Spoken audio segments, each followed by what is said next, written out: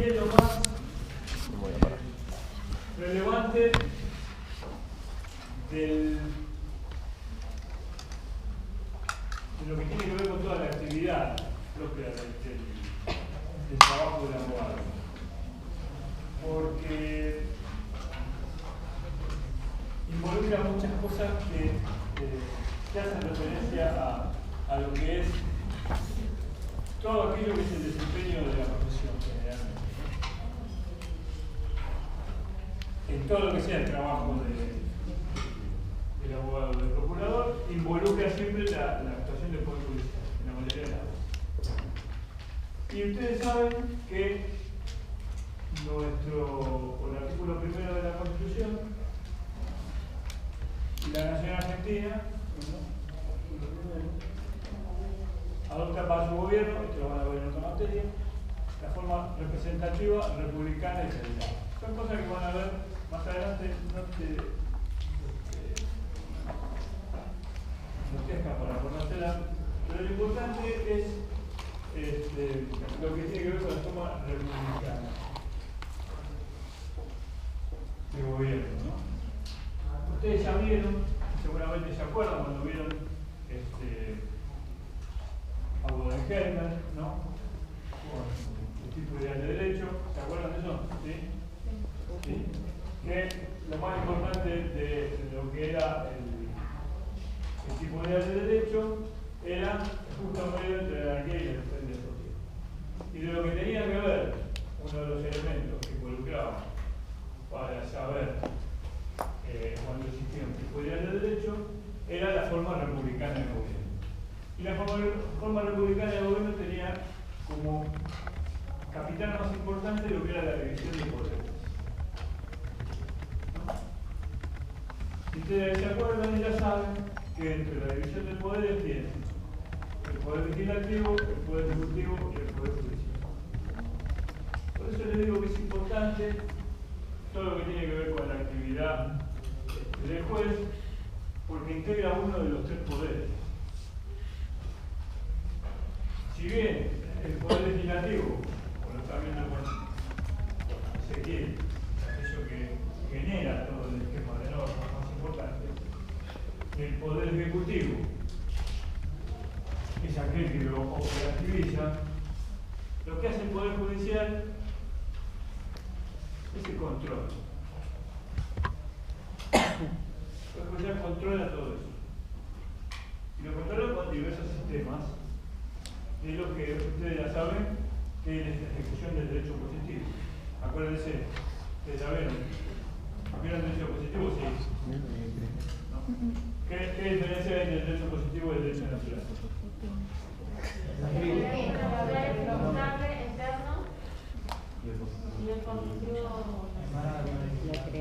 ¿Y qué más? El positivo lo crea el hombre. La expresión del derecho natural. Está muy creado por el hombre y escrito. todo bien dicho todo. Le falta una cosa importante. El derecho positivo, ¿qué tiene? Donde vigencia en tiempo, espacio y está escrito.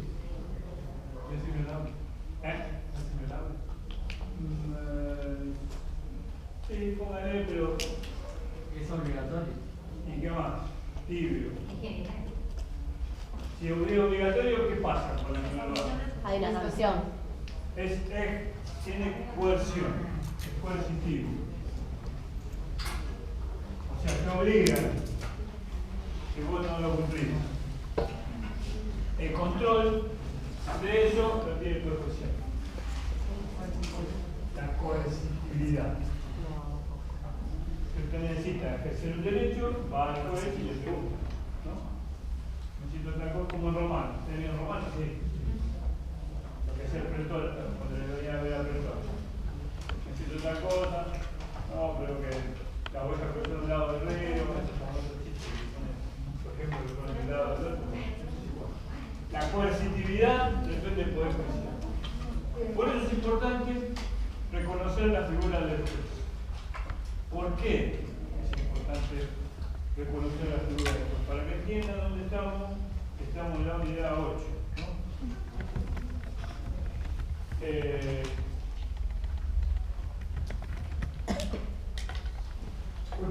que el Poder Legislativo tiene los legisladores, que pueden ser senadores y diputados. El Poder Ejecutivo, el presidente de la Nación, y la Nación, o el gobernador de la provincia. Pero el juez tiene una estructura exclusiva, potestad exclusiva. La potestad exclusiva está dada porque no hay figuras referenciales en lo que es el juez. O sea, no hay como el presidente, un presidente, no hay un senador, un diputado. Hay tantos jueces como el Estado los vaya creando. Y cada uno tiene el mismo poder. ¿Entiendes lo que digo? ¿Cuál es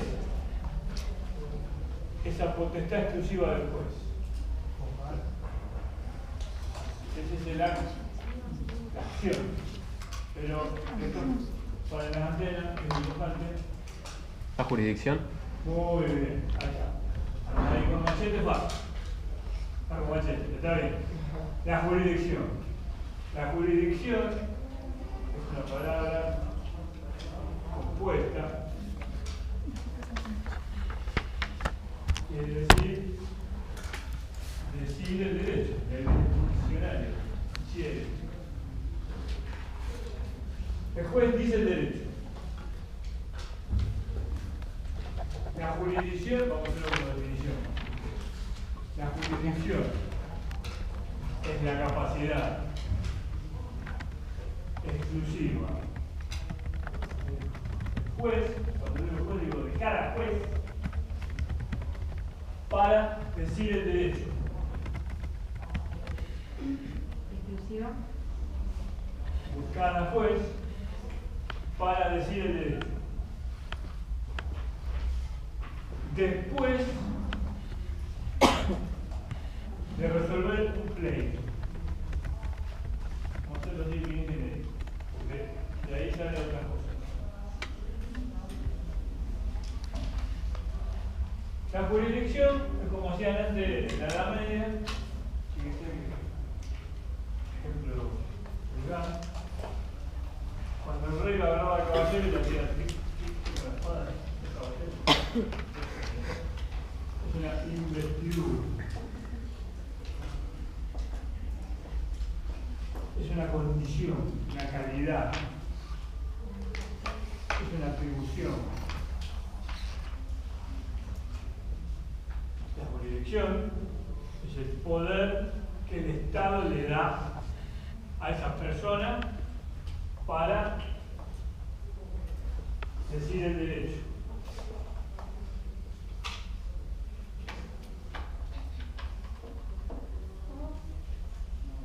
Para decir el derecho. La jurisdicción, muy rápido con eso. Y lo voy después. Para decir el derecho. ¿Por qué dice el programa la potestad exclusiva? Porque solamente el juez tiene jurisdicción. No la tiene ni el presidente, ni el senador, ni el diputado. Solamente los jueces tienen jurisdicción.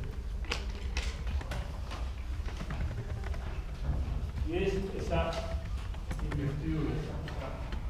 Una pregunta, profe. ¿Los escribanos también no tienen jurisdicción? Sigue. Ya. Sigue, esto sigue.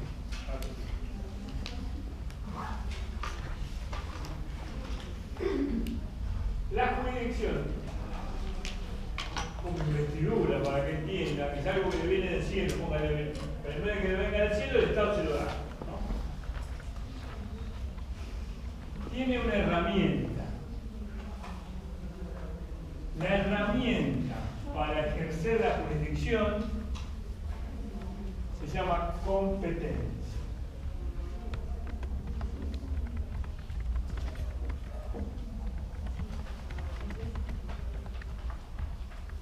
¿Por qué dijiste vos eso de los escribanos también tienen jurisdicción? Porque la policía también tiene jurisdicción. jurisdicción. Y los hospitales también tienen jurisdicción. Pero la palabra jurisdicción, en sentido estricto, es esto que les digo, y no en sentido genérico, que vendría a ser determinación de superficie, una delimitación territorial, ¿entiendes lo que digo? Un lugar. En cambio, la competencia, que es la herramienta que tiene el juez,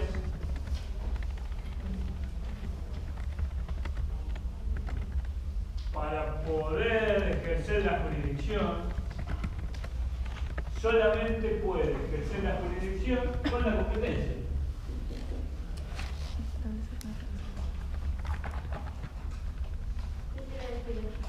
Lo que quiere decir que el juez puede tener jurisdicción, pero si no tiene competencia, solamente tiene esa atribución y nada más, no puede usar.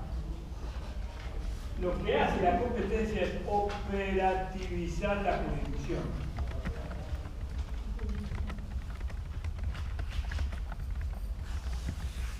O sea,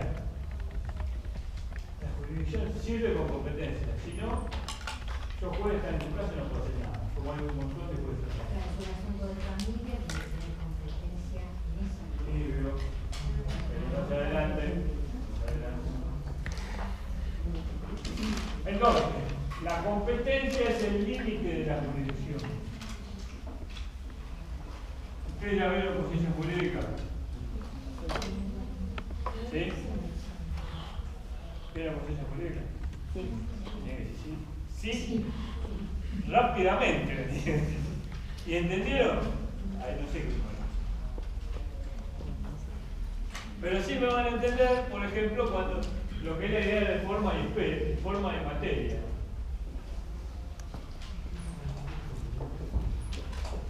O sea, para que entiendan, la forma, miren qué ejemplo burdo. Frasco de mermelada tiene forma y materia. La materia es la mermelada. El frasco es el tarro de vidrio que contiene la mermelada. La jurisdicción puede ser ese ejemplo de la mermelada y la competencia es el límite que contiene esa mermelada. ¿Entienden lo que digo? En la metáfora. Pero si no hay competencia, la jurisdicción no se puede usar. Y competencia sola sin jurisdicción no es nada. ¿Sí? Entonces, rebobinamos, como decían antes, Carlos y Tomás. ¿Qué significa el límite de esa jurisdicción? Esto ya está inventado, ya tiene unos años de maduración. Entonces, rebobinando, lo importante. El Poder Judicial viene de la forma republicana de gobierno. La forma republicana de gobierno, que lo saben que viene como tipo ideal de derecho, conforme a la división de poderes. Lo que hace el Poder Judicial es el control del derecho positivo. Ese control del derecho positivo se hace en la figura del juez. El juez tiene jurisdicción, que quiere decir jurisdictivo, es decir, el derecho. ¿Qué es la jurisdicción? Es la atribución exclusiva del juez para decir el derecho después de un pleito. Pero como atribución, como capacidad, como investidura, como gift, tiene que tener un límite y una herramienta operativa, un estuche, una forma que se llama la competencia. La competencia le da fuerza, es como cuando ustedes estudiaron por el derecho del poder. El derecho puede ser muy bonito, pero sin el poder no sirve de nada. El poder puede ser terrible y sin el derecho es más terrible todavía. Acá igual, se necesitan y se complementan. El límite de la jurisdicción es la competencia. Y la competencia se manifiesta en clases.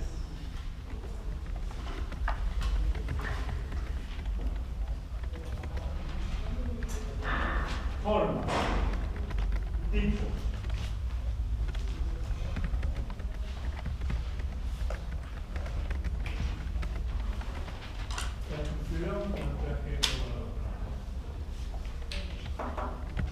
La primera clase más simple de competencia que hay es aquella que se determina por los ejes del derecho positivo, tiempo y espacio, es la competencia territorial. La competencia territorial es el ejemplo que digo acá de la jurisdicción. Se mezcla jurisdicción geográfica con competencia territorial, que es lo mismo, pero la palabra está mal usada. O sea, juez de la ciudad de Buenos Aires, juez de Loma, juez de Morón, juez de Matanza, etc. Juez de Rufino, juez de Bariloche, lugar.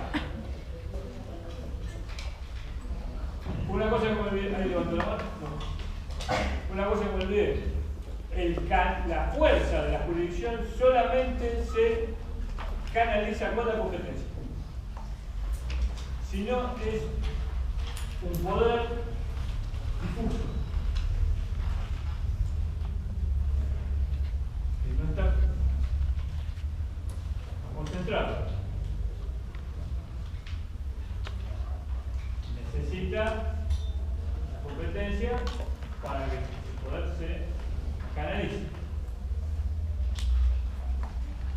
Primero, territorial, o sea, lo que tiene que ver con el lugar geográfico.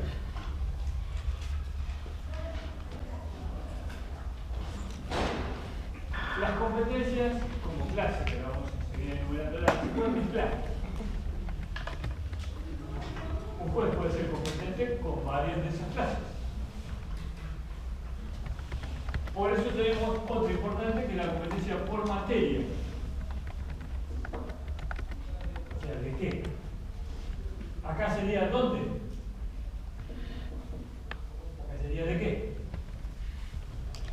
La competencia por materia sería, por ejemplo, juez federal, juez civil y comercial, juez penal, juez de responsabilidad penal juvenil, juez de familia, como digo acá, etcétera, etcétera, etcétera. Quiere decir que el mismo juez puede tener competencias alternadas. Juez de familia, como no. Todavía sigue sin responder la pregunta. Ahora bien. Pero ya tenemos el lugar y tenemos el qué. Después puede ser la competencia de grado. Acá empieza a responder un poco la pregunta. Porque la competencia de grado va en niveles. Y esos niveles son jerarquizados. La jerarquización le da orden y subordinación de poder. Y ahí van a entender cuando yo les digo Corte Suprema de Justicia, Tribunal de Casación, Juez de Cámara, Juez de Primera Instancia, en ese orden. Corte, Casación, Cámara, Juez de Primera Instancia. La competencia de grado le da jerarquía. Y después hay otro tipo de competencia muy manual, si se quiere, genérico, lo digo para que lo entiendan, que es la competencia por conexidad, que es más de trámite, para que entiendan así. Estoy usando palabras populares, no jurídicas, para que las entiendan. También tiene que algo muy importante que se llama proceso, que es la otra gran palabra transversal a todo esto, que no la digo para que no se entienda. Hablemos de trámite. ¿Qué es la conexidad? La conexidad es una forma de atribución y facilitación de trámites. Por ejemplo, muchas veces para lograr orden en los momentos de la justicia, una misma persona puede tener en dos lugares distintos dos trámites en su contra o a su favor. Y hay dos jueces que están viendo las mismas cosas. Eso integra lo que se llama la conexidad, para que no exista un juez que diga una cosa y otro juez que diga otra. ¿Entienden? Por ejemplo, así le voy a decir palabras más técnicas. Cuando vean penal, van a ver lo que se llama el trámite de la extradición. La extradición es un trámite, no escriban nada, esto es paquetito. La extradición es un trámite por el cual entre provincias o estados se puede reclamar una persona que está imputada o detenida por una causa para que lo juzguen en otra que tiene otro lado, por ejemplo. Para que exista eso tiene que haber un montón de acuerdos entre las provincias o los estados, y eso impide que si en Paraguay la persona la juzga por el homicidio de Juan Pérez, en Argentina también lo están jugando por el homicidio de Juan Pérez, y en una lo condena y el otro sale absuelto. Entonces tiene publicidad. ¿Entiendes? Para que no pase eso, existe esto que se llama la conexidad. La conexidad hace que se traigan los trámites, le queda un juez solo. Se centraliza. Sí, esa es la mejor forma de decirlo, se centraliza, claro. También existe hay muchas formas de conexidad, pero para que tengan una idea muy general, esto lo van a estudiar en procesal. Por ejemplo, en las causas de los niños y adolescentes, como le dicen ahora, que los menores. Igual, varias causas de menores en muchos lugares, o donde hay una causa con un menor y un mayor. La causa del menor, porque es más importante, por la condición del menor, genera una cosa más fuerte de atracción o centralización. Va a la causa del mayor al menor y lo resuelve el juez del menor, por ejemplo. Pero esto, sin que se mareen, son las formas o las clases de competencia, entre otras. ¿Alguna pregunta hasta acá? Estamos en la mitad. ¿Entiendes ahora? Sí. Entonces, ¿qué es importante de esto? Volvemos a lo mismo. Como el publicano del gobierno, cómo se distribuye el poder judicial, controla el derecho positivo, el centro, el capital, ¿Le podría pasar al profe?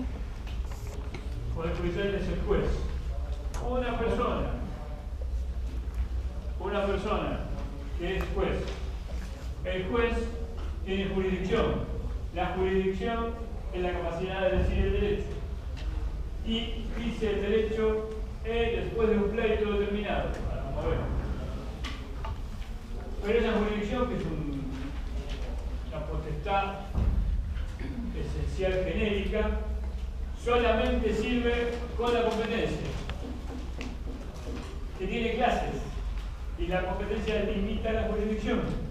Ejemplo de clase de competencia: por la forma, por la materia, por el grado, por la universidad, etc. ¿Acá? ¿Entendió? Sí. Bueno. Vamos al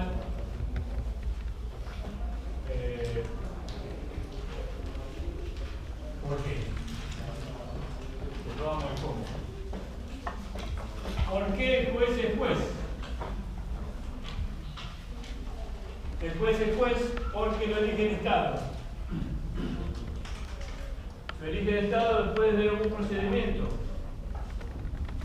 Un procedimiento que se hace a través de un órgano público que está en la provincia de Capital, que se llama Consejo de la Magistratura.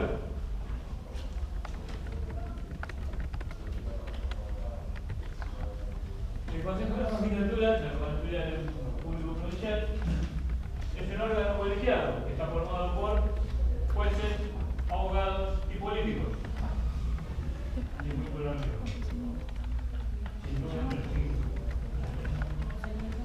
Y se hace un concurso de oposición y antecedentes. Dígame si voy rápido.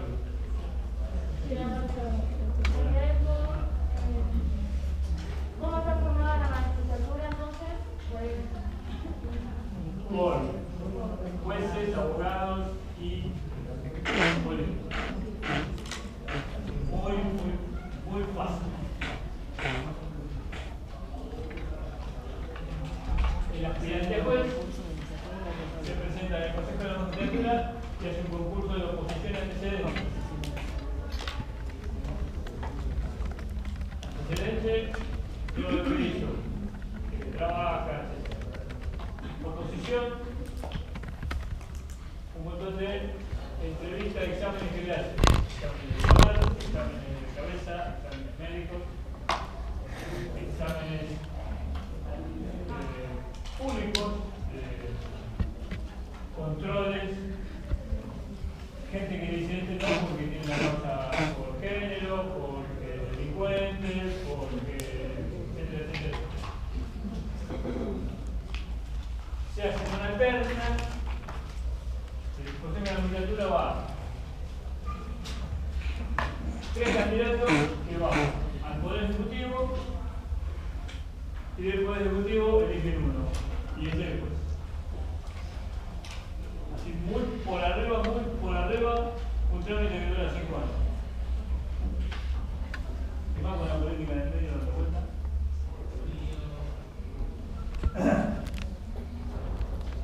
¿Qué hace el juez que le da la jurisdicción? Porque justamente el Poder Ejecutivo, con acuerdo del Senado, del Poder Legislativo, le da la jurisdicción. La jurisdicción la atribuye con un acuerdo del Senado y un decreto del Poder Ejecutivo.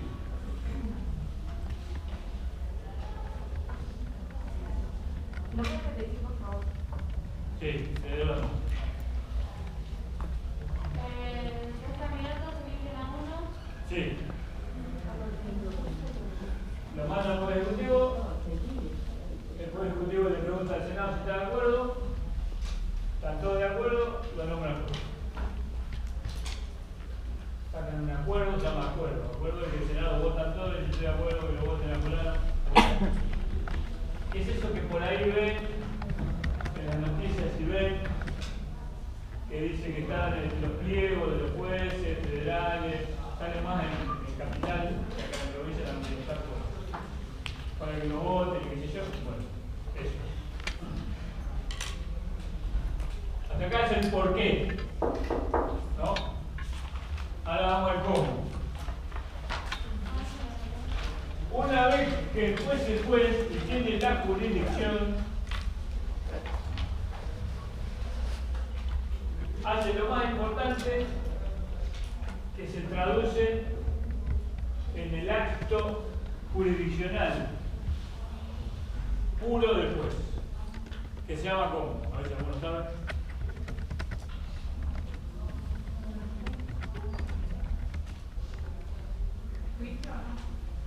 Eso es antes. El final de eso, ¿cómo termina?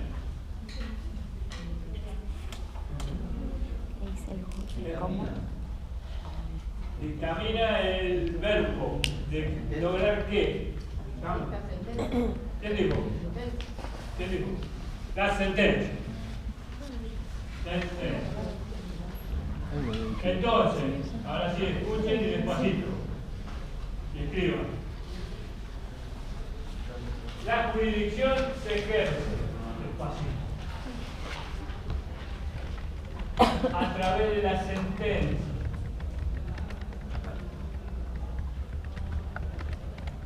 Es el acto procesal.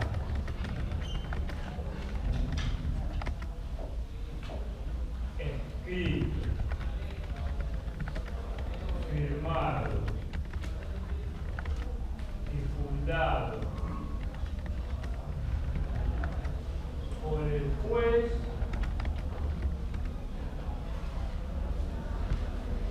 después de un pleito, dice que para que le dije antes, y tras un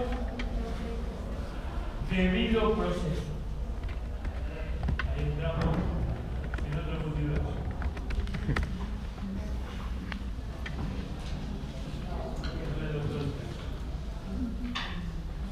Entonces, la sentencia es el momento en que el juez ejerce la jurisdicción. Después de un pleito, hay una gente que dice una cosa, otra gente que dice otra cosa. Después dice, no, esto es así. Ahí aplica el derecho a esa realidad. Y cada palabra tiene un porqué. ¿Alguno que lo lea en voz alta? De nuevo lo que dije. La jurisdicción se ejerce. No, la jurisdicción no, la sentencia. Es el momento en el que el juez ejerce su jurisdicción. Aplica el derecho en esa realidad. ¿Y qué más? Dice muchas cosas. Eso lo conozco. Es el acto procesal. ¿Por qué? Porque en ese pleito se hacen actos procesales. Los actos procesales son cada movimiento que el juez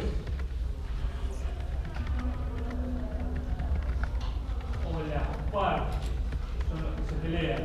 Siempre hay gente que se pelea en las partes, si no, no van al juez. Llevan adelante ese pleito.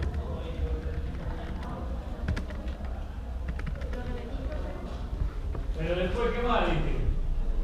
Un acto procesal, ¿qué? Escrito. Pónganle que lo hace digital. Ahora, ¿no? ¿Qué más dice después? Firmado. Firmado. Antes de poner el gancho, ahora tiene que tener la firma digital. El token, ¿no? Toque. ¿Y qué más dice después? Eso es lo más importante de todo. Fundado.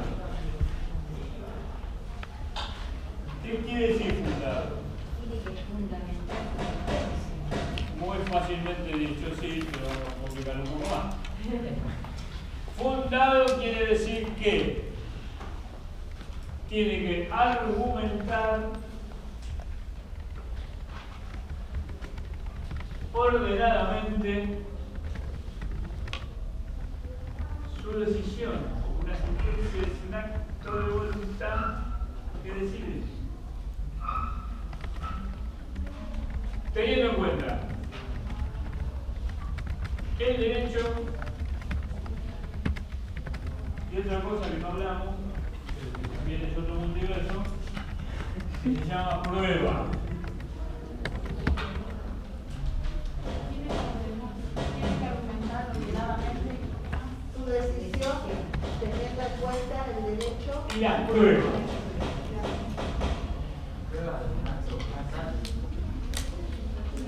Sí y no. Está bien lo que vos decís, porque es una parte, porque no. Sí. ¿Y qué más dice después? tras un debido proceso. Fundamentalísimamente fundamental. Debido proceso. El debido proceso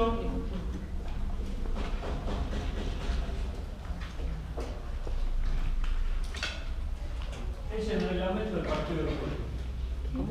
Perdón, profe, no te escuchaba. ¿Puedes repetir que no se escuchó? Es el reglamento del partido de fútbol. No se puede pasar la línea, que la chica del penal, etc. Bueno, eso es el debido proceso. El debido proceso es el conjunto de reglas que se deben cumplir en un pleito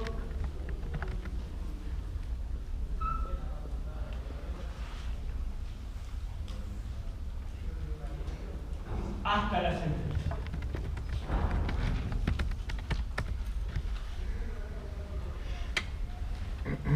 La sentencia termina el debido proceso.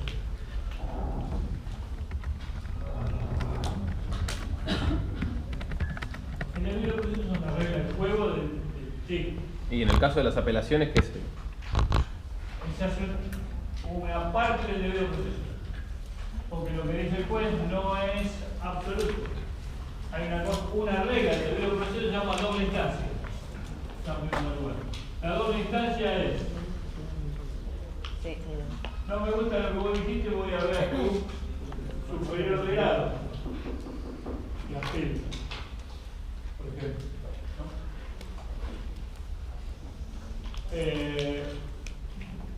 Y ahí volvemos a dos de los multiversos. Primero, reglas del debido proceso, muy genéricas, muy genéricas. Ya con esto, no, un poco más. Muy genéricas, por ejemplo, en el derecho penal. Indubio pro reo, en caso de duda, a favor del reo. Bilateralidad. Si uno dice una cosa, el otro tiene derecho a decir otra. Esto no tenga una idea muy genérica, porque esto lo van a ver. Esto es todo, son dos materias. Pero si lo van a ver en civil, lo van a ver en teoría general del proceso y lo van a ver en penal, tienen tres materias de lo mismo, así que no se mal. Igualdad de armas. Igualdad de armas quiere decir, yo tengo esta prueba, yo tengo que tener derecho a mirar esta prueba y la tengo que tener también. Doble instancia. Favor rey, a favor del reo. Necesito una prueba, pero como el reo está en situación, esto es penal, en situación de disminución con todo el Estado que lo quiere meter preso, hay que darle un contexto a favor. Y así los que me vayan acordando, a ver alguno más. Objetividad del juzgador. ¿Cómo? Objetividad del Por juzgador. supuesto, la objetividad del jugador. ¿Qué es la objetividad del jugador? Luego una cosa, es otra parte del debido proceso que se llama la capacidad recusatoria. Justo me toca a mí, juez, al tipo que a mí me hizo una estafa y me sacó un montón de plata. Sí, lo voy a matar. Sí, no voy a ser objetivo. Yo mismo, como si soy un juez como la gente, tengo que decir, bueno, yo este tipo no puedo jugar porque lo conozco, porque lo cargo, me voy, que le toque a otro.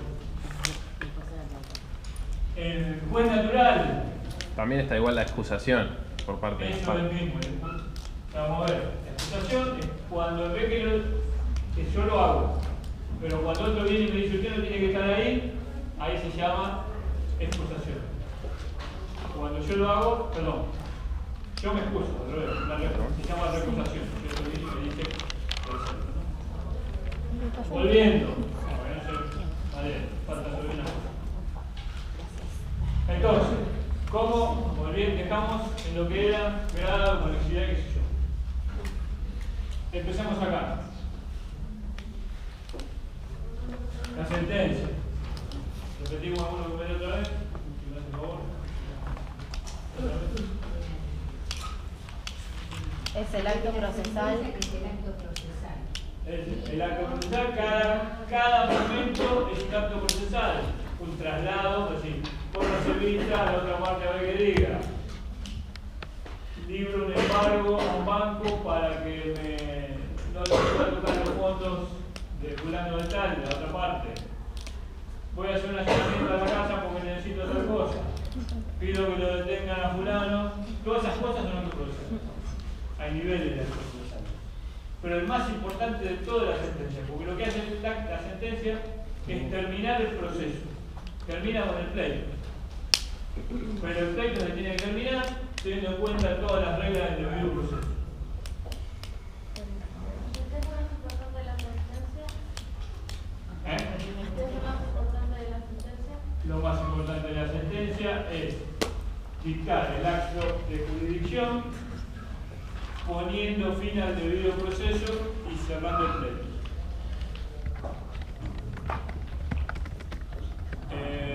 ¿Cómo se hace la sentencia?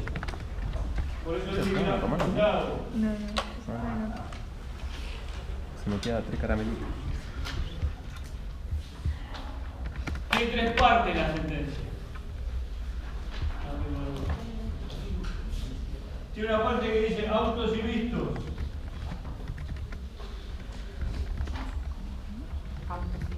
¿Qué quiere decir auto y vistos? El auto no es el coche, sino que es cada parte que integra ese pleito documentada. Cada parte del expediente. Sí. Y visto quiere decir que se analizó.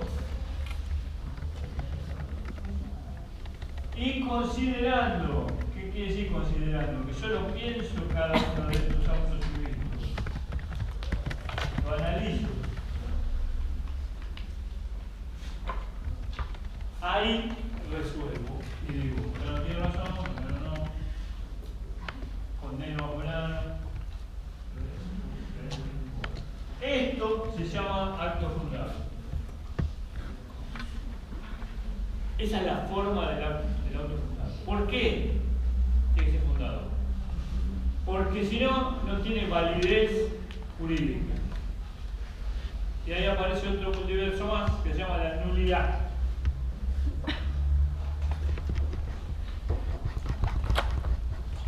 Que cuando ese acto procesal no produce efectos en el mundo del derecho, por un millón de cosas que no vienen acá.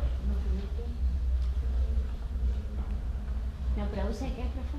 Efectos en el mundo del derecho.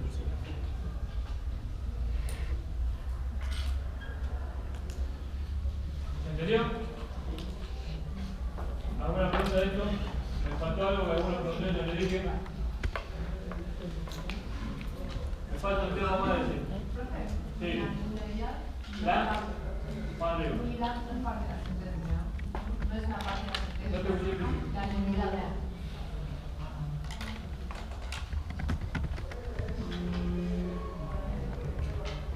Puede ser y puede no ser. Sí es un acto procesal. Porque vos podés, mirá vos, declarar la nulidad de una declaración de la persona que está detenida y absolverlo por eso. Quizás está haciendo una sentencia porque termina. Generalmente no se hace, pero se puede hacer. ¿Se entendió esto? ¿Sí? Creo que todo esto está en la página. Me falta un tema nada más. ¿Sí? Y ya se lo doy. Un tema que ustedes van a ver en el programa como sistemas judiciales.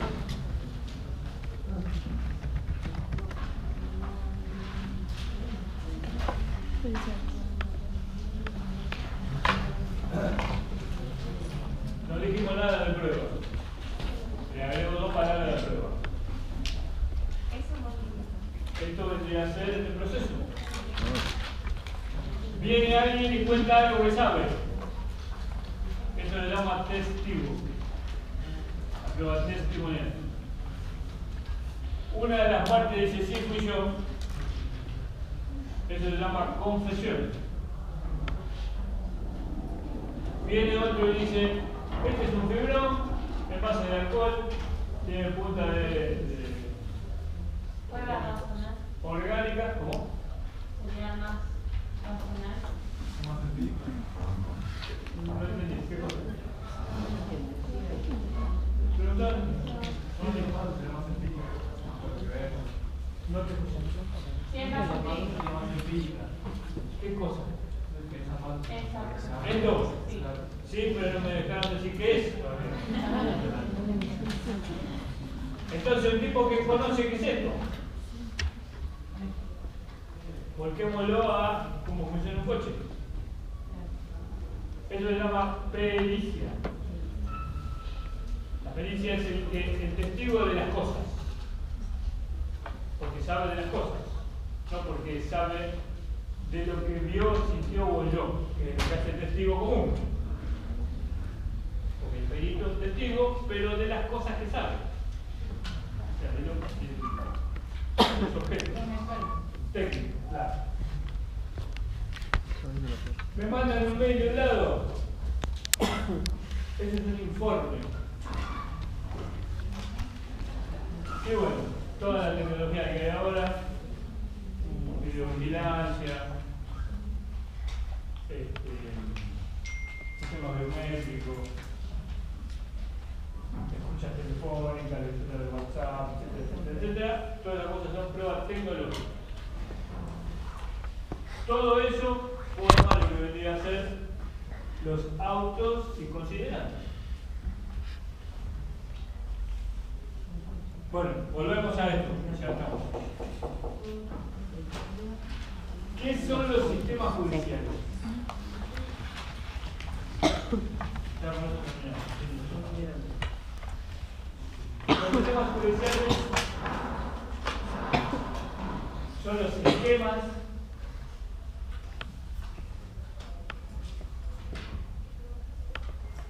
de la organización y funcionamiento judicial de los estados.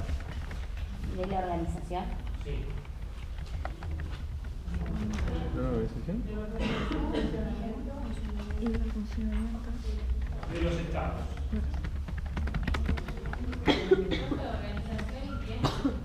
Funcionamiento. Organización y funcionamiento de los estados. De Funcionamiento de los judicial. estados. ¿Eh? Funcionamiento judicial de los estados. ¿Judicial de qué? No, Sí, dijo judicial. Usar una palabra en una definición que habla de la misma palabra no me parece muy ridículo. Si yo hablo de un sistema judicial, digo cómo funciona el sistema judicial. Generalmente la definición es las mismas palabras, la definición no sé. Hay dos tipos. Está el sistema legal. Esto está también en la página. Que es aquel por el cual predomina la validez de la legislación.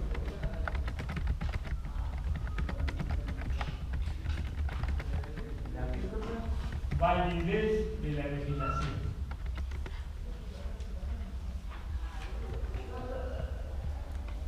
Predomina la codificación.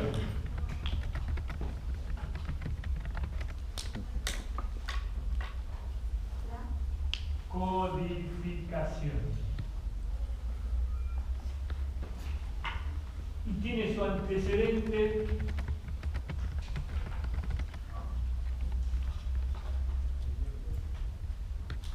en el sistema romano francés.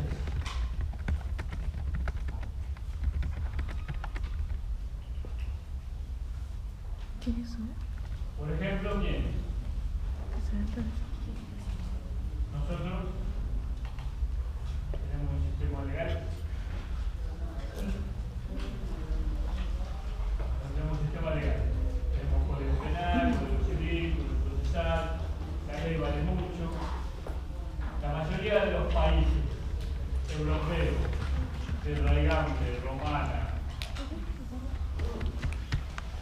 y el código de Napoleón, tienen estos sistemas.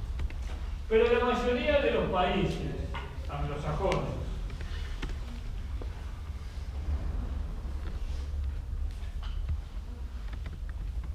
y británicos tienen lo que llama él, digo acá arriba, muy bien, como law o ley común o ley validez, o sea, genérica, norma genérica lo que hacer. ¿Por qué? Porque tienen pocas leyes, valen los principios constitucionales,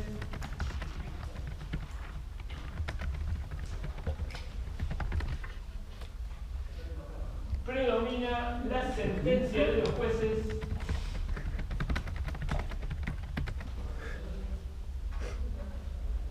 y lo que se llama es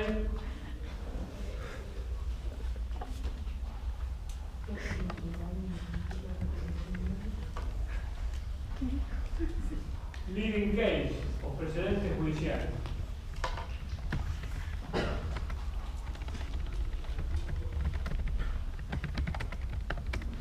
Canadá, Gran Bretaña, Estados Unidos, las colonias británicas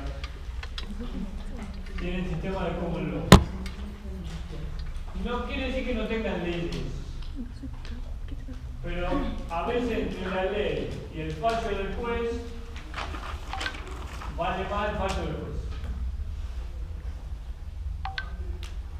¿Qué tiene de bueno cada sistema?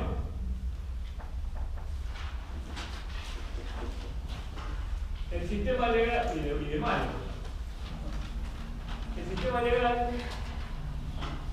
es muy general.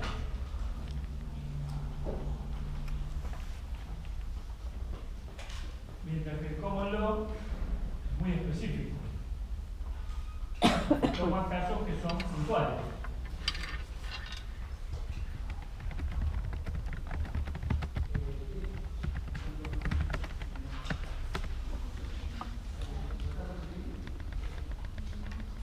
El sistema legal está ordenado.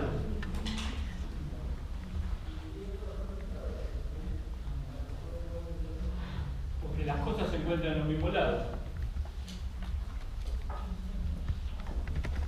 Pero en el common law está disperso. Porque no hay un código de fallos.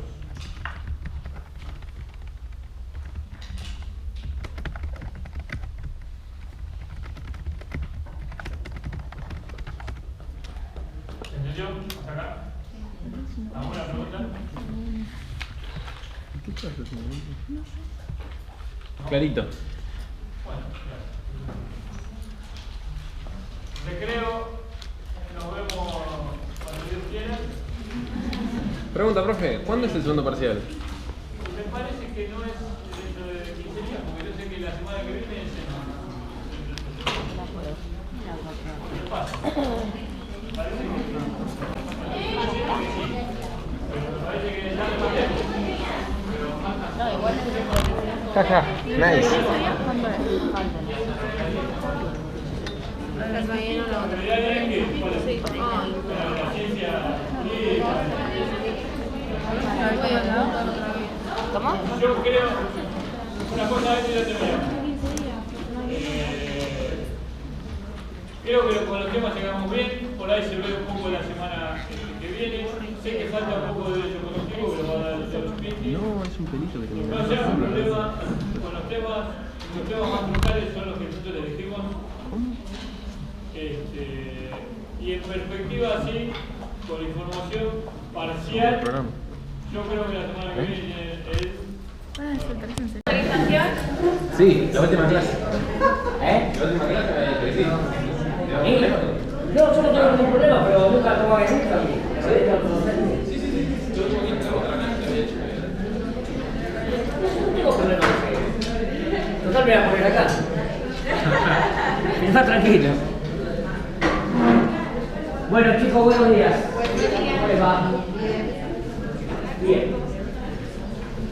Luego que estamos siendo observados. Ahora no, por favor. La fecha del segundo parcial es el lunes 13. Sí, porque el 20 es feriado, chicos.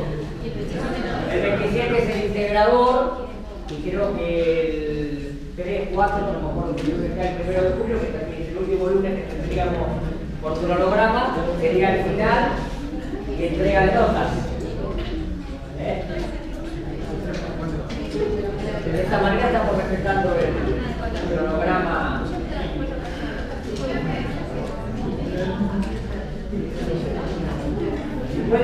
hoja para... Sí, sí, el presente se lo dieron al doctor Marcán. Sí. Bueno, agrégese después, que no me pasa una hoja y ya está. Bueno, primero me voy a tomar 2 minutos para hablar del tema de los exámenes, porque con esta comisión no hablé. ¿Puede ser? No. Bien. Los exámenes estaban, ustedes saben, ahí. No ampliaron mucho más de lo que se ha dado en clase. Es más, creo que han reducido, han sido extremadamente sintéticos en los conceptos.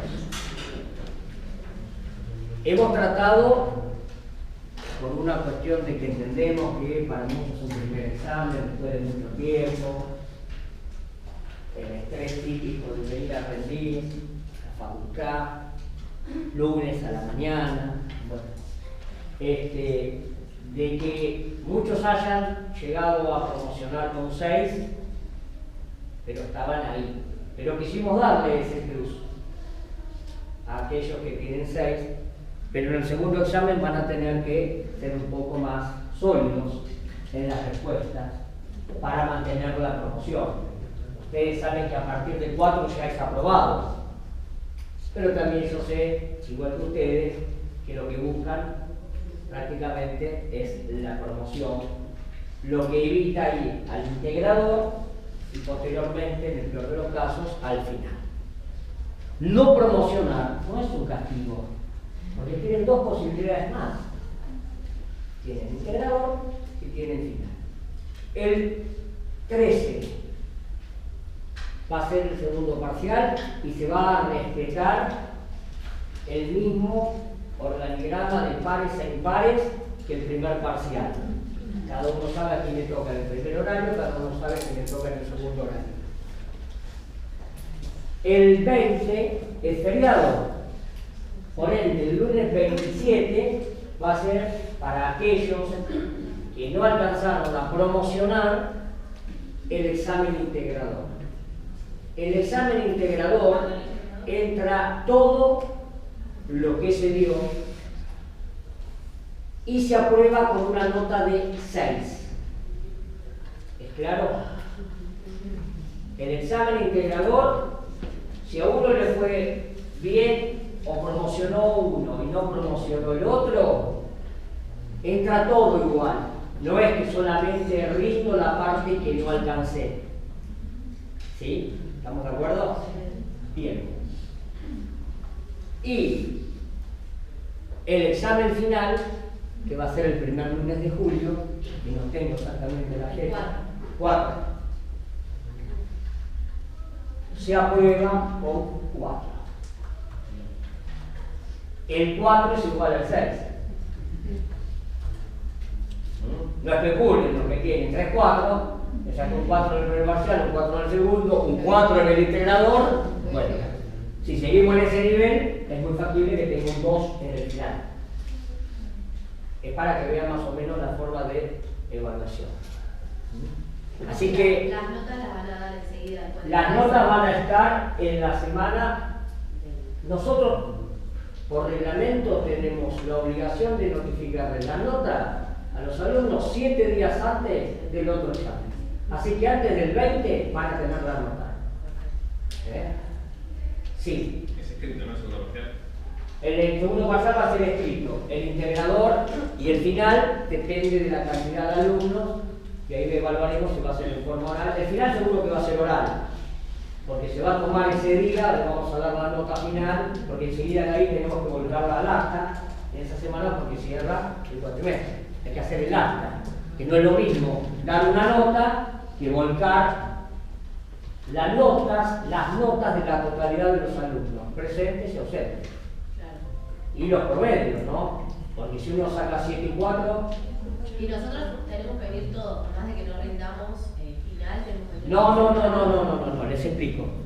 Buena pregunta. Los que promocionan, lo único que tienen que hacer es controlar que el docente, cuando va a volcar la nota al acta, si ustedes tienen que corroborarlo, coincida con la que ustedes tienen. Si tengo 2 6, nota final va a ser 6. ¿Sí? Está bien, promocioné. Pero tienen un periodo que yo no me recuerdo ahora para que ustedes hagan el reclamo a nosotros docentes antes de que la facultad nos cierre el acta. Una vez que nosotros imprimimos el acta, nosotros publicamos las notas, ¿sí? Y después el acta está cerrada, tienen que iniciar un expediente por mesa de entrada. Son muchos y a veces nos equivocamos, sobre todo cuando son muchos Fernández, muchos González, por ahí tenemos, o en un error que uno ya a esta edad no ve muy bien, se equivocó en el renglón, o como es con la computadora, en el clic, por ahí en vez de poner 6 puso 5 y siguió con el de abajo porque uno lo editó y no lo observó. Y cuando se controló, no lo detectamos. Puede pasar, hemos cometido muy pocos, pero hemos cometido algunos errores. Al alumno se le reconoce porque la cátedra guarda en sus archivos las notas finales de cada uno de ustedes. Porque de esa manera también evitamos que no venga uno, yo le puse esta época con ustedes, ¿se acuerdan? No. No sé, más o menos. No le digo que guardo el primer parcial, pero las notas finales las guardamos. Y la mejor manera de corroborarnos en forma inmediata.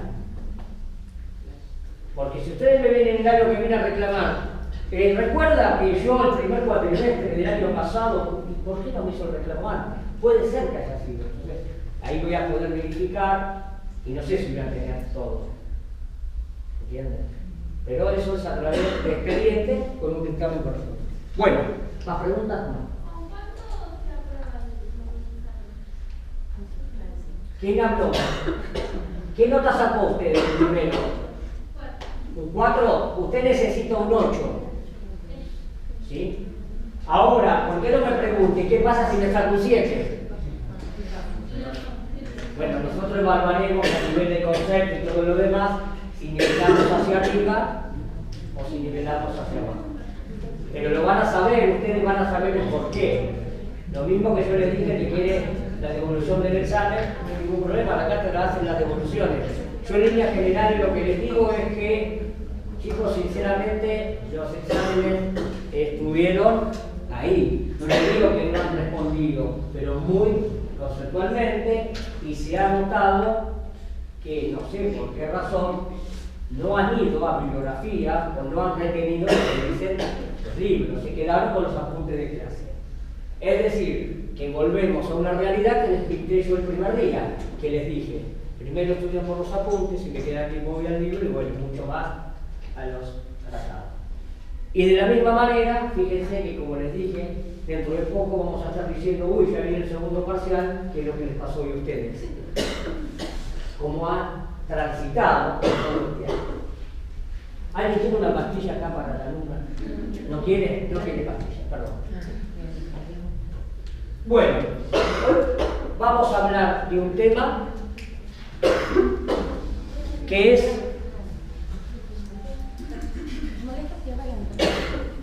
la formación del Estado argentino y la columna vertebral del derecho positivo de la República Argentina. Sí, por favor, no hay ningún problema. ¿Puede repetir, profesor? Sí, vamos a continuar con la unidad del derecho positivo. Seguramente el doctor García le va a dar las ramas la clase que viene, pero ahora lo que vamos a hablar, porque no podemos irnos de introducción al derecho sin saber cómo se formó el Estado argentino, que ustedes escucharon. No tomen apuntes si quieren, que lo escuchen. Y en qué consiste esa llamada pirámide, que es la columna vertebral de nuestro derecho positivo en el país. Ustedes en este curso han visto que en un principio existía la desmesura, luego aparece el código Hammurabi como un principio de igualdad del ojo por ojo y diente por diente, y así sucesivamente en las diversas civilizaciones. Llegamos a 1215, Juan Sin Tierra redacta la Carta Magna de Inglaterra, con determinados conceptos y preceptos que aún se mantienen en nuestra Constitución y en las constituciones sobre todo de Europa y América, y venimos evolucionando. Sabemos que en 1492 Colón llega a América, había habitantes en ese momento, lo que pasa que eran indígenas. Tenían un... ¿cómo? Tenían un derecho que se aplicaba entre ellos, que era llamado derecho indígena. indígena, pero los españoles vinieron a conquistar y esa conquista la hicieron a través de ¿dónde? De los reyes de Castilla, que eran quienes estaban las órdenes. Por ellos se regían por el llamado derecho castellano, que era el que le querían imponer a los indios que habitaban en ese momento, cosas que no lograron, creando una especie de, ¿cómo podríamos decir?, una mezcla entre el derecho indígena y el derecho castellano, llamado luego derecho indiano. Ustedes se preguntarán qué interés o qué importancia tiene esto. Y vamos a ver que ese derecho indiano rigió hasta aún después de haberse sancionado nuestra Constitución Nacional. Fíjense la importancia que tiene. Pero ante ello ustedes saben que el virreinato, existían diversos virreinatos, entre ellos el del Río de la Plata. Ese virreinato del Río de la Plata estaba formado por 8 intendencias. De esas 8 intendencias, 3 de ellas eran la de Buenos Aires, la del Córdoba del Tucumán y la de Salta del Tucumán, que dieron origen y formación en principio a las 15 provincias que iban a conformar nuestro Estado. Eso lo hace Carlos III y dice que de la Intendencia de Buenos Aires se va a crear la provincia, no lo copien esto, pero lo tienen que escuchar, se va a crear la provincia de Santa Fe, la provincia de Entre Ríos, la provincia de Corrientes y la llamada Banda Oriental, hoy República del Uruguay. Luego de Córdoba salen otras provincias y de Tucumán sale Salta, Jujuy, Tucumán. Una vez que tenemos conformadas las provincias, tenemos que ver lo que está pasando. Casualmente estamos en el mes de la gesta de mayo, todos de una manera u otra hemos leído, hemos escuchado qué es lo que pasó en la llamada Semana de Mayo.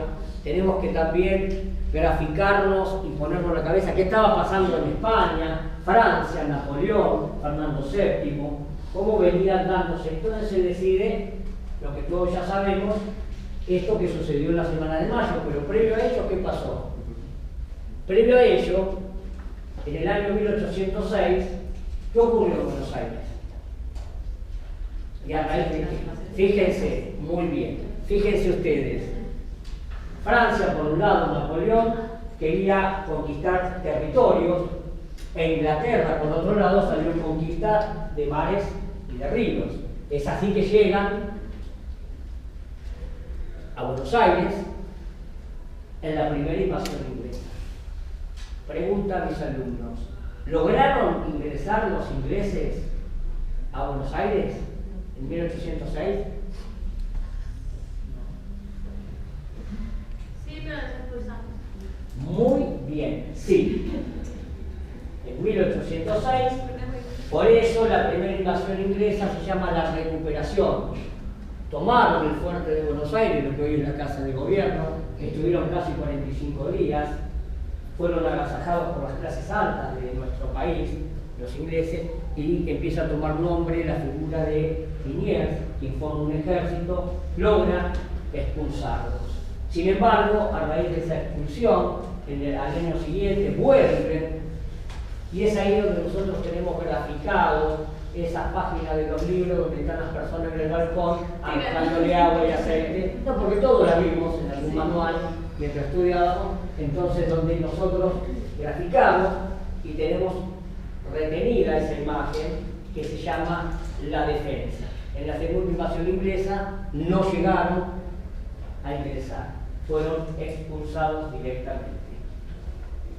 Y es así que se llega a 1810, la Semana de Mayo, lo que todos vivimos y todos conocemos, aparece la Junta Grande, el primer triunvirato, el segundo triunvirato, la Asamblea del año 13, donde aparece la libertad de vientres.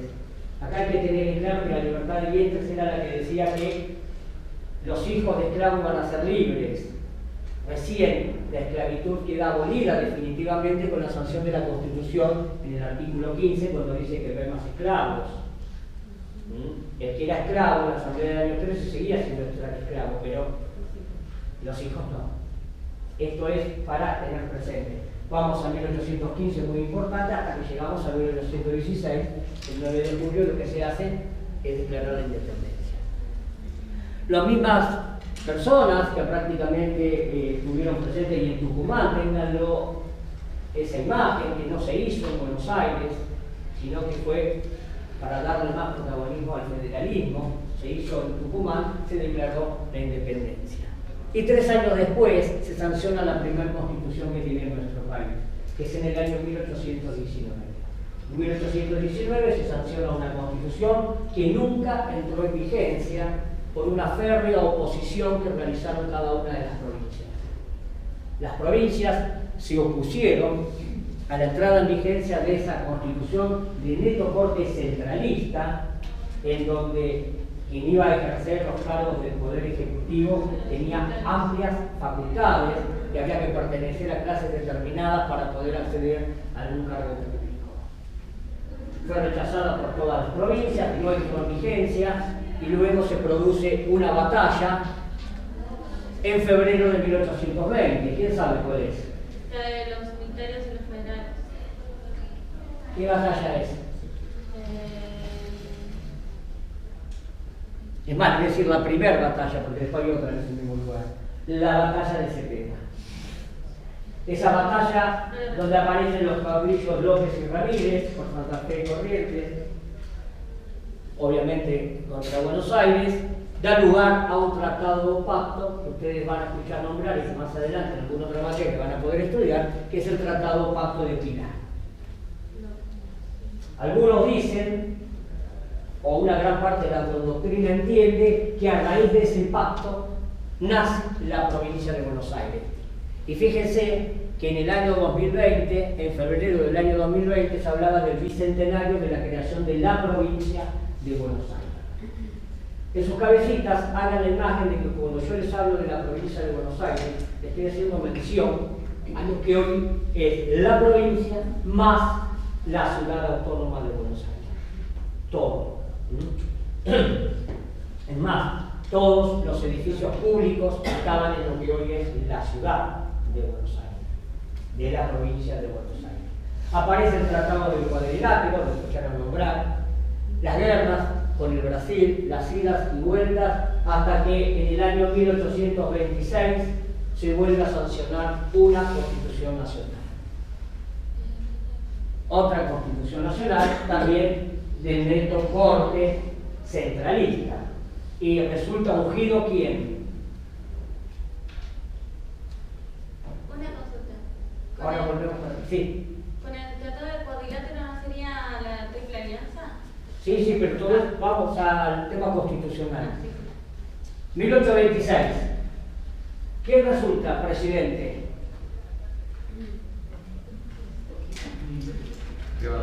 Ni Urquiza ni Mitre. ¿Quién? Rivadavia. Por eso se habla del sillón de Rivadavia. Esa constitución sí entró en vigencia. El director supremo, que era quien detentaba el cargo de el llamado Poder Ejecutivo, presidente, tenía facultades hasta para designar a los gobernadores de provincia. Obviamente las provincias rechazaban, ¿no?, la entrada en vigencia de esta constitución por las atribuciones que tenía el director supremo, pero en Buenos Aires estaba fuera. Bajo la presidencia de Rivadavia, definitivamente se termina de disolver o de escindir, podríamos decir, de separarse definitivamente la banda oriental o República del Uruguay. Esto generó descontento no solo de las provincias, sino también de los que estaban en Buenos Aires y lo llevó inexorablemente a que al año siguiente él tenga que presentar su renuncia.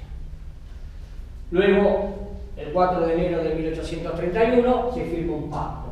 ¿Qué pacto es?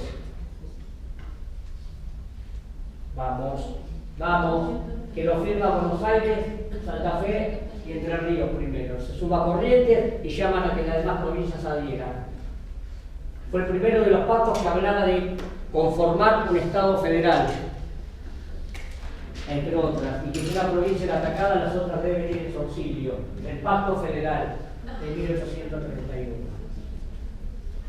Sin embargo, fíjense que luego del Pacto Federal de 1831, lo que emerge, lo que surge es un caudillo como Urquiza en la zona de Entre Ríos y un caudillo como Rosas en Buenos Aires. Entre idas y vueltas nuevamente, que más adelante ustedes van a ver en otra materia, en 1852 se produce una batalla. ¿Cuál es? La que mencionó. ¿Eh? No lo La que escucho. mencionó. La de San Nicolás. No. La de Caseros, que da lugar al acuerdo de San Nicolás. Esa batalla de Caseros, las tropas federales derrotan a las tropas de Buenos Aires. Se firma un acuerdo llamado Acuerdo de San Nicolás.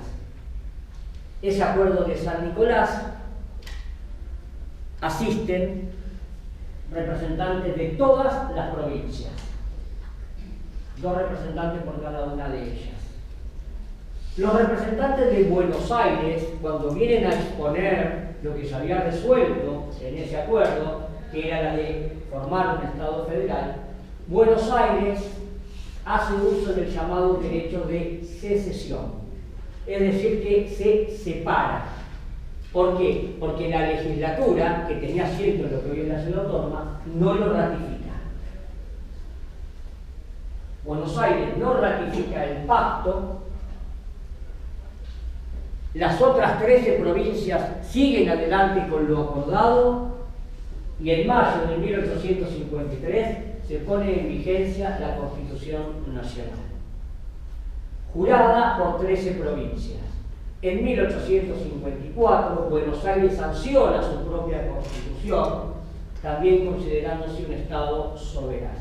Es decir, que había 2 constituciones. ¿Quién creó la Constitución? Un poder constituyente. No lo copien esto, pero lo tienen que escuchar como que se lee. En algún lado lo escuché. ¿Qué es el poder constituyente? Es la capacidad, el deber o la facultad que tiene un pueblo de dictarse un ordenamiento jurídico y político. El poder constituyente se divide en originario y en derivado. El poder constituyente originario es el que va a dar nacimiento a ese Estado y tiene la particularidad que no posee límites de derecho positivo. Es decir, no hay ninguna norma jurídica que le diga al constituyente, ¿qué pasa, chicos? Que le diga al constituyente cómo tiene que crear esa constitución. Y la otra particularidad es que luego que le da nacimiento a ese Estado, se disuelve. En cambio, el poder constituyente derivado siempre es limitado. Como podemos decir, llamado la atención hacia Buenos Aires, los constituyentes de 1853, en el artículo 30, que es el que habla de la reforma, introducen una cláusula transitoria. ¿Qué es una cláusula transitoria? Aquella que una vez que transcurrió el tiempo que se establece, pierde vigencia. Y se decía que la Constitución no se podía reformar por el término de 10 años. Si yo le digo a ustedes que agarren algún celular y googleen reformas constitucionales de la República Argentina, háganlo. ¿En qué año les resulta que es la primera Constitución?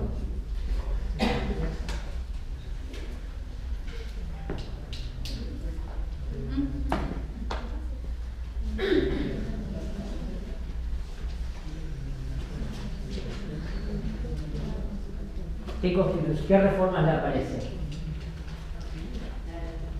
1860, 1866. 1860. ¿Y cómo 1860 hubo una reforma constitucional? Sí, eso Si había una cláusula transitoria que establecía que por 10 años no se podía reformar.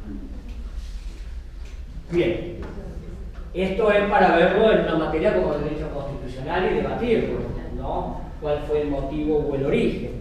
Lo cierto es que una parte de la doctrina entiende que el ciclo constituyente de nuestro país se cerró recién en 1860, cuando Buenos Aires se incorpora al Estado federal. Previo a ello hubo una batalla. En octubre de 1859, que da lugar a un pacto que está enunciado y nombrado en la Constitución Nacional. Es el único pacto que estamos mencionado en la Constitución Nacional. ¿Qué pacto es? Que se firma el 10 de noviembre de 1859 y el 11 lo ratifica Urquiza como presidente. El Pacto de San José de Flores. Fíjense que el artículo 121 de nuestra Constitución Nacional, y con esto aprovecho a decirles que lo que ustedes tienen que internalizar es que las provincias son anteriores al Estado federal y son las provincias quienes delegaron facultades para que se conforme ese Estado federal y se reservaron algunas facultades o competencias propias para sí mismas. Ejemplo, para que ustedes entiendan, delegaron en la nación que se sancionen los códigos de fondo. Es decir, el Estado Nacional, a través del Poder Legislativo, va a sancionar el Código Penal, el Código Civil y Comercial, el Código de Minería, de la Seguridad Social. Va a decir que el que mate a otro va a tener determinada pena en Salta, en Tierra del Fuego, en Buenos Aires o en Mendoza. Las formas, es decir, los códigos de procedimiento, las provincias se los reservaron para sí. Y ahora después vamos a ver el porqué. Códigos de fondo, recuerden siempre esto, son los que hace el Congreso de la Nación. ¿Sí? Códigos de forma son los que realizan las legislaturas de las provincias. ¿Qué objetivo tienen? Es ver de qué manera se aplica el código de fondo. Es decir, que serían los procedimientos. Algunos lo llaman derecho sustantivo, que es igual al código de fondo, otros lo llaman derecho adjetivo, que es igual al código de forma. Esto simplemente para que lo tengan presente. Aclarado esto, también da lugar al tema del preámbulo, cuando dice todos los representantes del pueblo de la Nación Argentina reunidos en Congreso General Constituyente por voluntad y elección de las provincias que lo componen en cumplimiento del pacto preexistente. Entonces acá hay dos teorías. El pacto de San José de Flores, ¿integra los pactos preexistentes o no? Y otros preguntan, ¿y cómo sabían los constituyentes de 1853 que en 1859 se iba a celebrar otro pacto? Esto da lugar, esto para que ustedes vean lo extenso, lo amplio, lo lindo, cómo atrapa el derecho y cómo le da gana a uno de ver qué dice un autor, qué dice otro, para acá después en forma personal sacar nuestra propia conclusión, porque tanto uno como el otro tienen razón porque dan sus fundamentos de sus posiciones doctrinarias. Lo cierto es que en 1860, para una gran parte de la doctrina entiende que se trató de una reforma constitucional cuando estaba prohibido hacerlo, y para otra se trató de un poder constituyente originario extendido en el tiempo que culminó con la incorporación del Estado de Buenos Aires al Estado federal. Ahora bien, cerrado este ciclo constitucional, después de Urquiza, ¿quién vino de presidente? Para más o menos tener una idea. Derqui, ¿lo escucharon hablar de Derqui? Periodo muy corto. Y después de Derqui, hoy lo nombraron Mitre, quien fue derrotado en San José de Flores, en la batalla de Cepeda. Fíjense ustedes la historia. Y después sí, seguimos para adelante. Ahora bien, formado nuestro Estado, se ha resuelto que es un Estado soberano. El Estado federal es soberano. ¿Qué significa ser soberano? No reconocer un poder superior. Fíjense que simple la respuesta de ser soberano. Y el artículo 31 de nuestra Constitución Nacional es el que habla de la supremacía de la Constitución. Ese artículo dice: esta Constitución, las leyes de la Nación que en su consecuencia se dicten por el Congreso y los tratados con potencias extranjeras son ley suprema, en el primer párrafo. No llegamos a ver, pero existen diversos métodos de interpretación de las normas jurídicas que ustedes van a ver en otra materia. Entre ellos hay uno que sería el método gramatical. El método gramatical es aquel en el cual se debe interpretar lo escrito, la norma, conforme al texto de la misma. Si ustedes leen ese primer párrafo y yo les digo, en esa pirámide, ¿qué pondrían en la cima? Leyendo ese primer párrafo, que para aquellos que no tienen la Constitución se lo repito: esta Constitución, las leyes de la Nación que sus consecuencias se dicen por el Congreso y los tratados con potencias extranjeras son ley suprema. La Constitución y los tratados internacionales. Estamos en 1853, todavía no llegamos al 75, inciso 22. Los tratados del 75, inciso 22 se encuentran y se incorporan a partir de la reforma de 1994. Es decir, que en la cima podrían ir las tres cosas: la Constitución, los tratados y las leyes. Lo cierto es que también hay otro método, que es el exegético, que es el que tiene en miras cuál fue el interés que tuvo el constituyente al momento de sancionar la norma. Y obviamente el constituyente está diciendo que en la cima solamente puede estar la Constitución Nacional, porque en ella se establece cómo se sanciona una ley y cuándo se puede incorporar un tratado. Hasta el año 94 no hubo ninguna discusión y la doctrina prácticamente era unánime en ese concepto o en ese criterio. Hasta que en el año 94 se incorpora en el artículo 75, inciso 22, los tratados que tienen que ver sobre qué materia. Derechos humanos. Y En el Pacto de San José de Costa Rica. está bien, sí, está dentro de los tratados. Y ahí, cuéntenme ustedes ahora, esos tratados, ¿dónde los ubicamos? A la par de la Constitución. ¿Forman parte de la Constitución o no? Sí. No, se incorpora en la ley de Sí, pero jerárquicamente no. Yo hice otra pregunta. Yo les pregunté, los tratados internacionales que están enunciados en el artículo 75, inciso 22, ¿forman parte de la Constitución? Sí. Entonces, sí. A ver, cambiemos la pregunta. Si forman parte de la Constitución, ¿por qué tenemos que discutir su jerarquía? Y porque... Solo los anexa, no los incluye. La Argentina lo que hace es ratificar estos tratados. No es que los equipara con la Constitución. Mi pregunta fue otra. ¿Es por sí o por no? ¿Forman parte de la Constitución o Sí. no forman parte de la Constitución? Sí. Es por sí o por no la respuesta, ¿no? Después veremos por qué sí, por qué no. No. Pero a ver, razonemos, porque mi intención es que ustedes piensen, El razonen. artículo 72, insisto, me está diciendo que sí forma parte de la Constitución. ¿Y por qué discuto la jerarquía de esos tratados? Están por encima, al mismo nivel o por debajo. Si están en la Constitución y la Constitución ya Porque tiene su no jerarquía.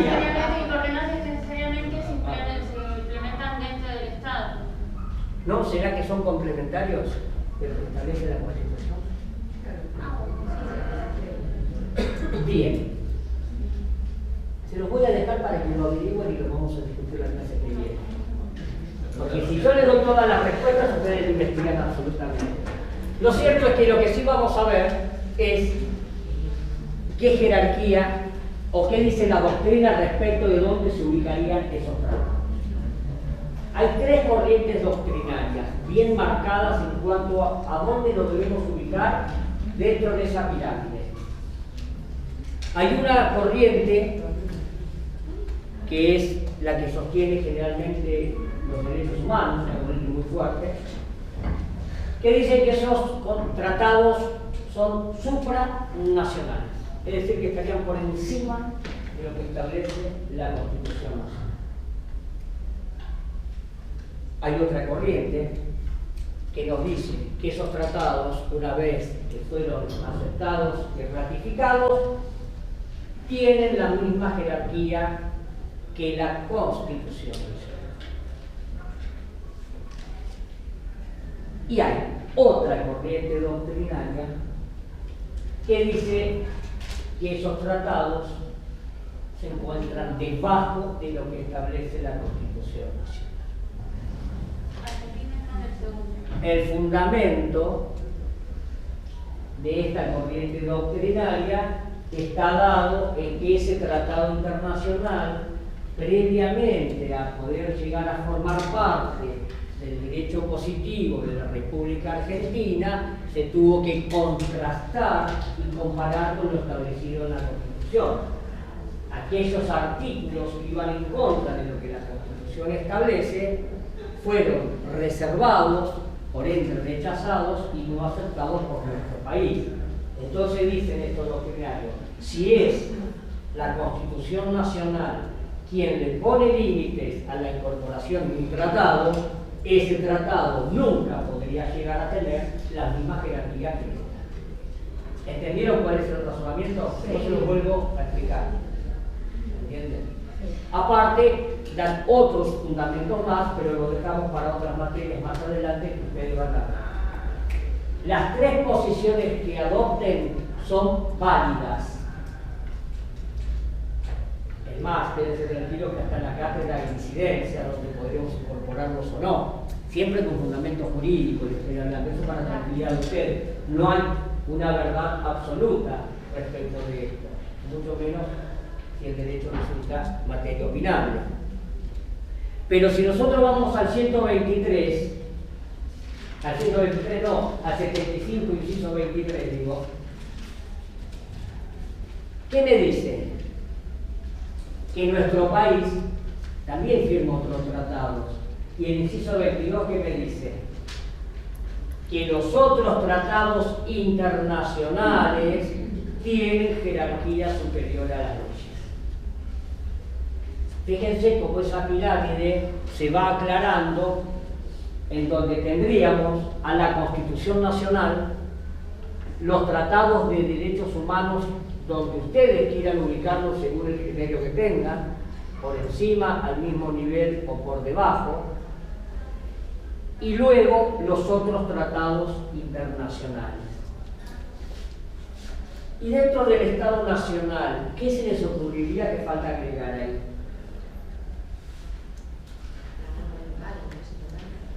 Las leyes nacionales.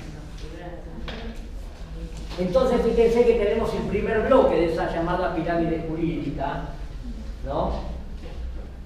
La norma, la cual nos hablaba Kelsen, de ese juicio hipotético, de esa hipótesis, de esa cópula y de esa sanción que filosóficamente hablaba Kelsen dentro de lo que es la estructura de la norma, en el cual nos decía también que una norma siempre va a depender de lo que dice otra norma de contenido superior hasta que se llega a la norma principal llamada Constitución. Porque ¿qué es la Constitución? La Constitución es la ley fundamental que rige en un Estado. Y se dice que la Constitución es la ley suprema porque todas las demás leyes necesariamente deben estar en todo de acuerdo con lo que ella establezca. Esto más o menos para que tengan una idea de lo que es la Constitución. Ustedes saben que hay distintas clases y tipos de constituciones. La nuestra es una constitución rígida. ¿Qué significa que sea rígida? Es muy simple. Ustedes cuando estudien el artículo 30 van a ver que un poder constituido no puede proceder a reformar la Constitución, cosa que sí ocurre con las llamadas constituciones flexibles. Ejemplo, Gran Bretaña. La Cámara de los Lores, la Cámara de los Comunes se pueden reunir y con una mayoría especial pueden proceder a reformar la Constitución. Eso en nuestro país no ocurre. Para poder reformar la Constitución hay que declarar una ley o hacer una declaración de necesidad de la reforma, la debe hacer el Congreso y luego lo que se debe hacer es convocar a otro órgano a ese efecto, que es una convención constituyente. ¿Sí? Poder constituido. Ustedes escuchan la palabra poder constituido, internalicen que el poder ejecutivo, legislativo o judicial son constituidos.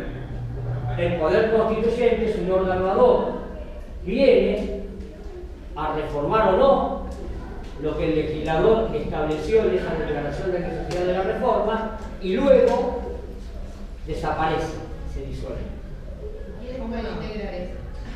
Los constituyentes deben tener los mismos requisitos que los diputados, y es como que funciona una Cámara Legislativa única, es decir, una Cámara General. Está compuesta por representantes de todas las provincias elegidos por el pueblo. Los constituyentes los elige el pueblo. Más adelante van a ver cómo funciona. Se elige en una elección por partidos políticos, como ocurrió en el 94, y cada partido político presenta a sus constituyentes, luego se reúnen en una sala, eligen sus autoridades, eligen un secretario que no es constituyente, que es fedatario, que es el que da fe de los actos que va a realizar la convención, y luego que culminó dentro del periodo establecido en la norma que declaró su necesidad, desaparece. Hay reglas de incompatibilidad y todas las cuestiones que más adelante lo van a ver en otra parte. Volviendo entonces a esta cuestión que estábamos hablando, tenemos la Constitución Nacional, los tratados de derechos humanos, los otros tratados internacionales y las leyes nacionales. Ahí podemos poner un corte y decir Estado, federal o nación. Y tenemos que ver dos artículos fundamentales de nuestra Constitución. Ahora, el 5, ¿está siguiendo? Muy bien. Y el 123. ¿Qué dice el artículo 5? El artículo 5 dice: cada provincia dictará para sí su propia constitución, respetando un sistema representativo republicano. Ya no habla de federal. De acuerdo a los principios de declaraciones de derechos y garantías establecidos en la Constitución Nacional, asegurando su administración de justicia, su régimen municipal y su educación primaria. Queda un párrafo y no lo vamos a ver ahora. ¿Qué nos está diciendo? En concordancia con el 123, que dice que se dan sus propias instituciones locales y se rigen por ellas. Está diciendo que las provincias tienen autonomía siempre y cuando las normas que adopten estas respeten o no se contrapongan con la Constitución Nacional. Muy bien lo que usted dijo. Está diciendo que las provincias deben sancionar su propia Constitución, pero ya no son soberanas, son autónomas. Pero, ¿qué significa ser autónoma? Dictar sus propias normas, ¿sí? Elegir sus propias autoridades, pero respetan lo establecido en las leyes nacionales, en los otros tratados internacionales, en los de derechos humanos y sobre todo en la Constitución Nacional. ¿Por qué somos una república? Lo vimos el primer día, ¿se acuerdan? División de poderes, ¿qué más? Porque fíjense que el artículo 5 dice: cada provincia dictará para sí su propia constitución, respetando el sistema representativo republicano. ¿Sí? Bien. Entonces, ¿qué es lo que debe respetar? Más allá de que el pueblo no gobierna ni delibera, sino es a través de su representante, y tiene que tener una división de poderes y qué más.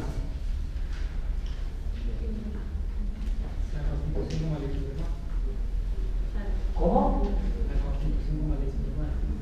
No, las provincias. ¿Qué significa? Tienen que respetar el sistema republicano que establece el artículo 1 de la Constitución Nacional. Dice: la Nación Argentina adopta para su forma de gobierno el sistema representativo republicano federal. Artículo 1. Bueno, ese sistema republicano debe ser aceptado por las provincias. ¿Qué significa? Perdón. Que haya una cabeza, digamos, que gobierne. No. División de poderes, ¿qué más? Yo les digo otro. ¿Quién elige a las autoridades? Bueno, bien. ¿Qué más? ¿Los cargos son perpetuos de los gobernantes? No. Entonces, ¿cómo se llama? ¿Qué hay? Hay periodicidad. ¿Son responsables por los actos del gobierno los funcionarios? Sí. Tienen responsabilidad civil, penal y administrativa. ¿Y qué nos queda? Fundamentalmente, para que el Estado nos diga a nosotros ciudadanos: mire, usted no puede alegar la ignorancia de la norma ni poder invocar su propia torpeza. Porque los actos se conocen, los actos del Estado tienen que ser, como bien dijo la alumna, públicos. La publicidad de los actos de gobierno es un requisito esencial en una república. Ninguna autoridad del Estado, sea municipal, provincial o nacional, nos puede sancionar a nosotros ciudadanos si previamente no nos hizo conocer sus normas. Una vez que el Estado hace conocer sus normas, nosotros ciudadanos no podemos decirle que no lo conocíamos. ¿Entiende cómo funciona? Bien. Entonces, si tiene que tener un sistema republicano, como bien dijeron ustedes, hay una división tripartita de poderes. Y si hay una división tripartita de poderes, lo que existe, que es un poder ejecutivo, un poder legislativo y un poder judicial. ¿Qué sanciona el poder legislativo? Leyes. Muy bien. Entonces tenemos debajo de las constituciones provinciales a las leyes provinciales. Esas leyes provinciales deben estar de acuerdo con lo que establece la Constitución provincial, que a su vez está de acuerdo con lo que establecen las leyes nacionales, los otros tratados, los tratados de derechos humanos y la Constitución nacional. Y ahí podemos hacer otro corte y poner Estado provincial. Bien. ¿Y qué nos queda ahora? Ese mismo artículo 5 dice que cada provincia debe asegurar su administración de justicia, su educación primaria y su régimen municipal. ¿Cómo pueden ser los municipios para ustedes? La mayoría de ustedes deben vivir en el municipio del conurbano bonaerense. Algunos pueden vivir en la capital, pero la mayoría de ustedes. Bien. En los municipios en donde viven ustedes, ¿recuerdan o escucharon que existe una constitución del lugar? Sí. ¿Quién dijo sí? ¿Dónde vive usted? En Matanza. Quinta provincia. ¿Y tiene una constitución? Sí. No la sé, no la conozco. No, tiene unas normas, unas leyes. No las conozco, pero sí. No la tiene. Por eso no la conocen. ¿Y por qué no la tiene? ¿Por qué no la tiene?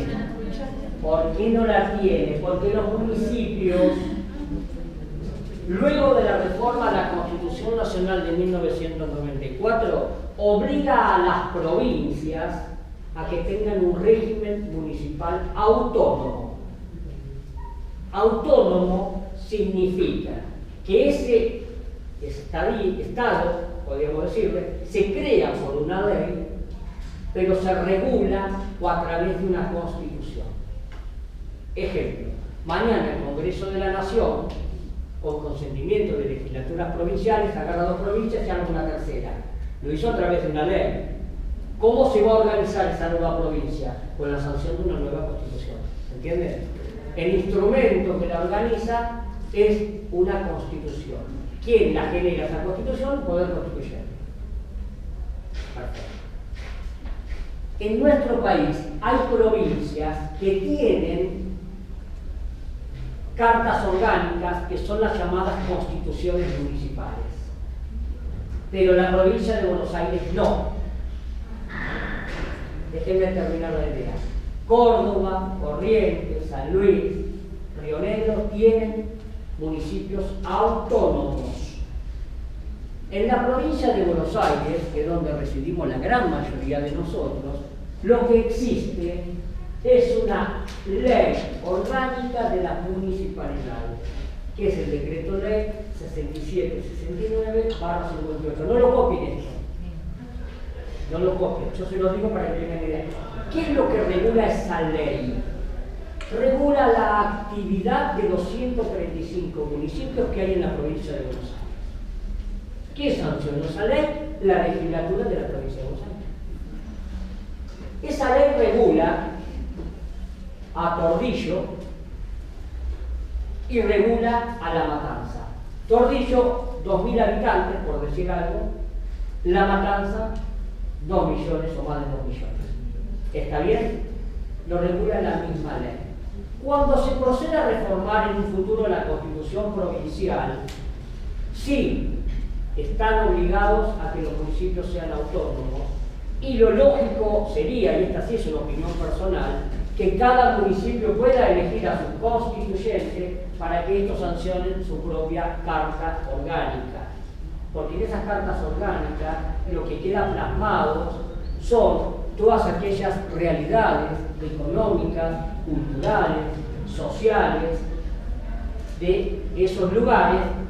Fíjense ustedes que son muy diferentes la realidad de Torrillo y la realidad de cualquier municipio que hay en el pueblo urbano. Sin embargo, hoy, a tener esa ley, no contamos con la posibilidad de exponer en esa carta orgánica las necesidades. Ahora bien, no hay ninguna duda entonces que en esa pirámide, para algunas provincias vendrían las cartas orgánicas, las leyes provinciales, las constituciones provinciales, las leyes nacionales, los otros tratados internacionales, los de derechos humanos y la Constitución nacional. Ahora bien, en el régimen municipal ya no hay poderes, son departamentos. ¿Qué departamentos conocen ustedes que existen en el régimen municipal? Es la entidad más cercana que tenemos como ciudadanos. Ustedes votaron en varias elecciones ya. ¿Y qué eligen en el régimen municipal? ¿Qué eligen? Bien, el Consejo Deliberante es igual al llamado Departamento Deliberativo. Y la otra figura que dirige el Departamento Ejecutivo es el. Muy bien. ¿Qué sanciona el Consejo Deliberante? Las ordenanzas. Muy bien. Ordenanzas. Fíjense ustedes cómo queda esta pirámide jurídica. Ordenanzas municipales, cartas orgánicas municipales, leyes provinciales, constituciones provinciales, leyes nacionales, otros tratados internacionales, derechos humanos, Constitución nacional. ¿Está bien? Perfecto. Pero falta, no tenemos todo el derecho positivo ahí. ¿Cómo se llama el acto administrativo a través del cual gobierna el presidente? ¿Cómo? Acto administrativo a través del cual gobierna el presidente. Decreto. Fíjense, indirectamente se lleva la definición de decreto, que es un decreto. Perfecto. A esta pirámide acá tenemos que agregarle los decretos del Poder Ejecutivo en el orden nacional. Pero tenemos 23 provincias más una ciudad autónoma. Tenemos 24 decretos más. Y tenemos más de 1000 intendentes, que también gobiernan por decreto. También es derecho positivo. Cada uno en el régimen municipal en el cual está inserto. Ahora bien, ¿quiénes son los auxiliares del presidente? Los ministros. ¿Y qué hacen los ministros? Muy bien. ¿Qué pasa en el fondo, chicos? ¿No les interesa? El presidente deriva el poder. Silencio, por favor. ¿Cómo? El presidente deriva el poder en.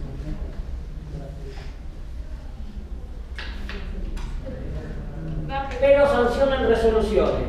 Esas resoluciones también forman parte del derecho positivo. Fíjense ustedes, los más jóvenes no lo van a recordar, pero allá por el año 2008 creo, la llamada Resolución 125 generó un caos político y económico en el país. Y fue una resolución de un ministro, no fue ni el decreto del presidente, ni fue, para que ustedes entiendan, ni del jefe de gabinete, ni siquiera una ley, que luego sí se trató en el Congreso. Entonces, ustedes recordarán que hubo otro positivo esa madrugada. Pero lo que yo les quiero decir es que, que nosotros decimos, hacen resoluciones. No, esas resoluciones que hacen los ministros son muy importantes, forman parte del derecho positivo y nos puede afectar a todos. ¿Entienden? Y fíjense que hay muchos ministros del Poder Ejecutivo Nacional. Cada gobernador, supongan entre comillas, que tenga 7 o 8 ministerios, ¿cuántas resoluciones emiten? Porque nosotros no solo estamos abarcados por las que hace el ministro de la Nación, sino también por los de la provincia, los que vivimos en la provincia. Tengamos presente eso. Y a su vez, los gobernadores tienen ministerios y los intendentes que tienen.